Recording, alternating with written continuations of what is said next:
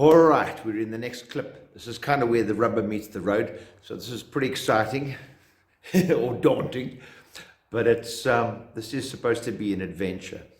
And so what I require from you in the very beginning is to have the open mind. So there's two kinds of minds, and this isn't just from me. This is a lot of people speak of this, so it's pretty widely read. So the first is you get two kinds of people. You get the fixed mindset. Now those are the kind of people that I'm right, you're wrong, this is fact, this is ultimate truth, and there's nothing beyond it. And those people are kind of unteachable because they have already made up their minds and they will not budge. And then you get the growth mindset. Now the growth mindset is the people that realize that we're in infinite beings in an infinite universe, living infinite expansion. Einstein himself said the mark of a person's intelligence is saying, I know not all. Being realizing when that actually there is, once you discover new stuff, you actually discover there's even more to discover. The truths that we are now, life being cyclical, every time we come around with an increased awareness, we see there's a deeper truth. There's always something beyond. So important part, growth mindset, because that's a critical part of healing, is realizing there's more to the picture than what we actually realize. Right, the second part that's critical and is really important is the observation that we are in a relative realm. This is a relative planet. We are living in an existence of duality. By what I mean by this, for every negative has a positive, every positive has a negative. We've got light has dark, good has evil, blah, blah, blah. It comes down to the everything having an equal and opposite force. And we're going to see how we're going to bring that all together, because we always view our relative opposites as separate, and they're not. So now this is quite a big thing to step into, because we always see that good is good and evil is evil. That's something to get our head around. So it's like they're separate. How can we see them as the two together? So we're going to be taking a good look when actually seeing all relative opposites they are relative for a reason. They're paired. They cannot exist without the other one. That's that equal and opposite force that they have to be paired. The best example I can give you of the effectiveness that didn't just help me with dealing with my stress, anxiety, and depression, but it's also a private coaching client of mine. She's actually a doctor, and she's also been struggling with mental health issues. And it's been such a bonus working with this person. And for me, it's been a blessing as well to a joy of discovery going through this. So she was first diagnosed in the beginning with bipolarism. It then kind of evolved as to being the diagnosis then was extended to saying, no, there's schizophrenia. And then the diagnosis went to BPD. So it's known as borderline personality disorder. If these diagnoses led one into the other, there's obviously a connection to all of them. So working with her, it took us a while to bridge the gap between the polar opposites and draw them together and to see how they actually coexist. And it's all part of the magical nature of how this relative realm of ours works. And when we get to see past that, and when she witnessed that and saw the connections and the revelations on that, it was pretty exciting, pretty impactful, and totally amazing. So cool. So let's dive in. Let's just look at bipolar. I mean, we're all bipolar to some extent. I mean, we are the positives and the negatives. I cannot just say that I'm at all times generous and never ever selfish and stingy. I'm a mixture of both. We are a clever mixture of both of those poles, and they're there for a reason, to give us a greater variety of experience, a fuller experience. So we can liken ourselves, and this is the best example that I can find, to a bar magnet.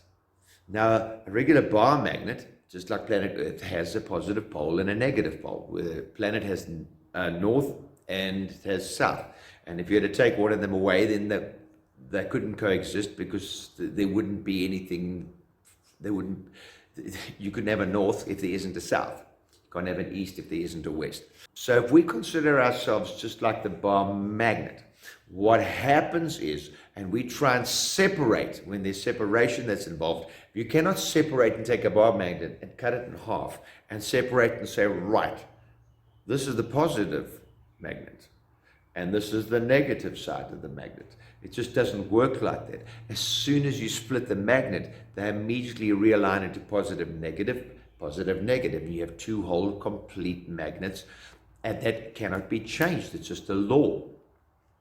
So as soon as we try and reject a part of ourselves, a balance is naturally restored, and the feedback is given to us to try and restore that balance, and we just have to observe it in some way.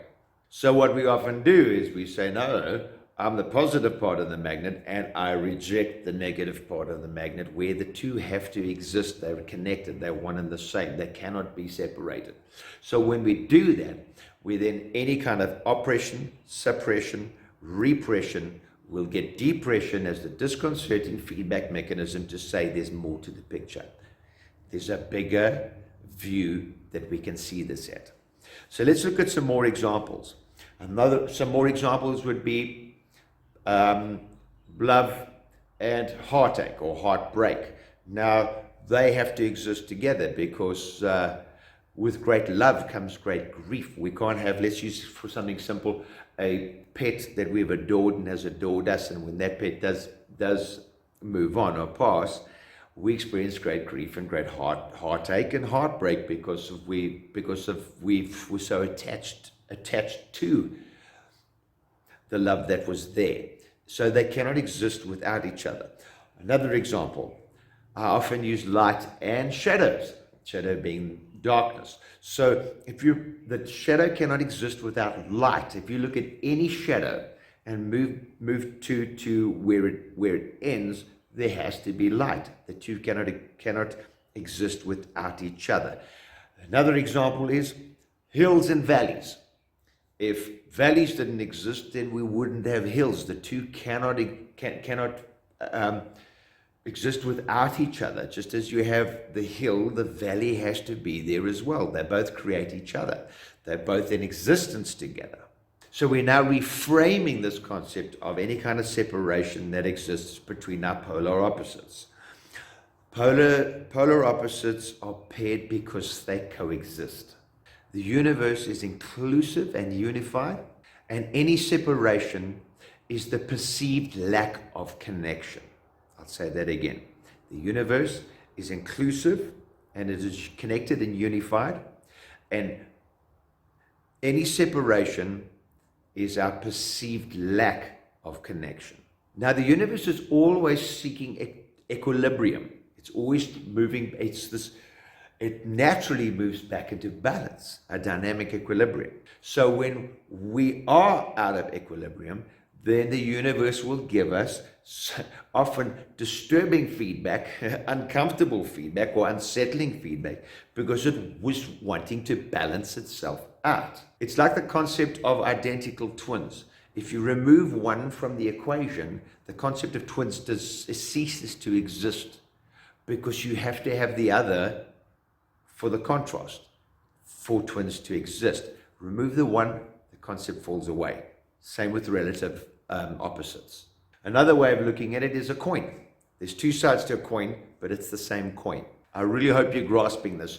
And if you aren't, then watch it a few times again. Read the attached notes that come with it until you can get a grasp on this, get a handle on this. Because as you do start getting a handle on it, it'll make more sense, and you'll recognize it more, and it'll start to resonate with you on a much deeper level. So as we're moving along, and we can wrap up this clip, is even success cannot be defined without failure.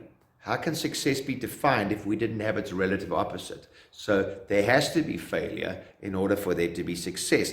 And a good way of describing that is when you look at the sayings that said, nothing fails like success, because when you're in a state of success, you can become quite nonchalant. You can become a little bit lazier, and you then aren't as not as driven as much, because you sit in a false state of security that it's going to last forever, but it actually doesn't. And the saying continues, nothing succeeds like failure. Complacent was the word I was looking for. When you're in a state of success, it's easy to become complacent, but when you're in a state of failure, you immediately get very driven. So nothing succeeds like failure, and nothing fails like success. They're all connected. So let's expand on that as we wrap up. We as individuals have all the traits, both good and bad. We are the sum of all the parts, and there's no parts of us that we must ever oppress, repress, or suppress, because when we do that, things are out of kilter, out of balance, and we will get the feedback to say something is wrong. We're not seeing the bigger, broader perspective and the bigger picture. The trying to reject a part of ourselves is the most unnatural thing ever. So it's all about bringing back to surrender, to acceptance. If we can accept ourselves for all our flaws and be flawsome, you're stepping in the right direction. This doesn't mean now that we need to be out of balance in the opposite end. It's about just bringing everything into balance and observing it unfold before us, accepting what is there. And then when we actually do this and step into the space, there's an amazing transcendence that happens, and then you naturally move into a state of gratitude and peace. It's quite an amazing thing. It just happens naturally, but that will happen and evolve as we go through this. We can't force it. So any rejection, any oppressing, repressing, or suppressing of any of these parts to accent its relative opposite at the expense of the other is misalignment. And we have an emotional reaction to that. We will normally feel upset, or we won't feel at ease. We'll feel dis-ease. And it's amazing how feeling dis-ease often leads to disease. So we have an emotional reaction to that, and that is our feedback and our mechanism to say some things are out of whack. And the emotional reaction to that is often the states of stress, anxiety, and depression. And we just need to observe these from a non-judgmental place and have a look at it from a very objective perspective, a broad perspective, and then observe what happens naturally after that, because it's quite an amazing thing.